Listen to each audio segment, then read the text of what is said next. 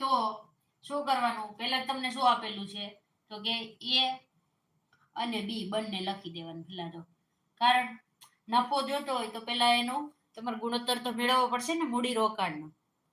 તો એ કેટલા રોક્યા છે 10,000, લખી દો 10,000,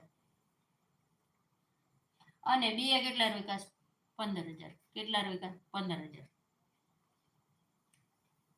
તો શરૂઆતમાં કોણ આવ્યું હતું, એ આવ્યો હતો.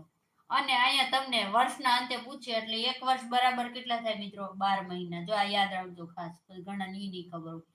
એક વર્ષ એટલે વર્ષના અંતે પૂછ્યું ને એટલે એક વર્ષ બરાબર 12 મહિના. એ મેં વર્ષ નથી લખ્યું, સમજી જાજો બરાબર. એક વર્ષ લખી દો, ઘણા પાછા કિશન નથી લખ્યું બરાબર. એક વર્ષ બરાબર 12 મહિના. તો જે મિત્ર 3 મહિના પછી જોડાણો છે, બી છે એ 3 મહિના, તો એ છે ને એ 12 મહિના જોડાયેલો આવશે. કેટલા આવશે 12 મહિના, કારણ આ શરૂઆતમાં હતો.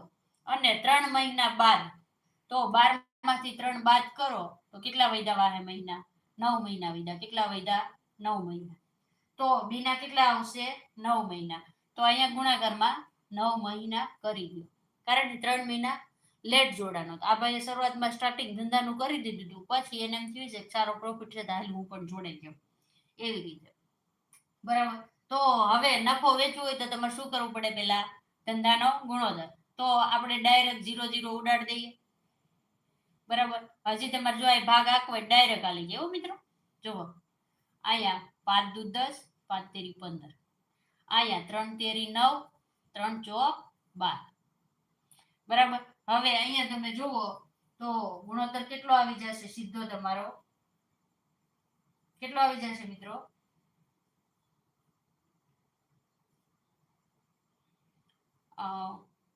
4 દુ 8, અહીંયા આવી જશે 3 તેરી 9. આ તમારો શું આવી ગયો સીધો, આપણે આટલી વહીવટ પતાવી દીધો છેદ ઉડાડીને.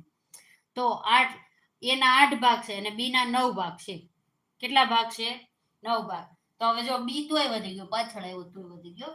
તો હવે અહીંયા તમે જુઓ તો કુલ ભાગ કેટલા થશે મિત્રો, આ બેનો સરવાળો કરો એટલે કુલ ભાગ કેટલા થશે, 9 ને 1 10 ને 1 17, 17 કેટલા કુલ ભાગ, કુલ ભાગ.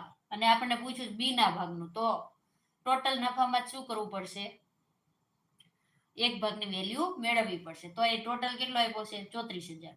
તો 34,000 છેદમાં કેટલા આવશે 17, 17 દુ ને 34 અને 0 એમને. તો 2,000 છે એ તમને શું મળશે, એક ભાગની વેલ્યુ મળશે. કેટલી મળશે, એક ભાગ.